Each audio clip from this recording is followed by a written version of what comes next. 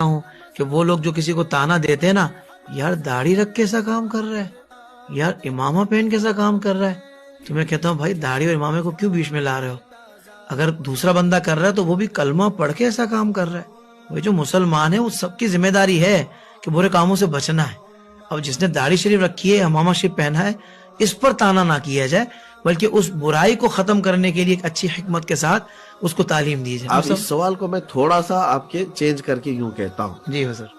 یہ کہتے ہیں کہ ارے یہ تو پڑھے لکھے لوگ کر رہے ہیں، ان سے بہتر تو ہم جاہل ہیں، یہ جملہ کہا جاتا ہے، یہ جملہ بھی کہا جاتا ہے۔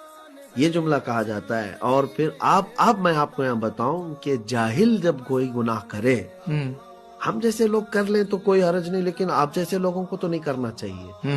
الٹا کہتے ہو، جاہل جب گناہ کرے گا تو اس کو 2 سزائیں ہیں۔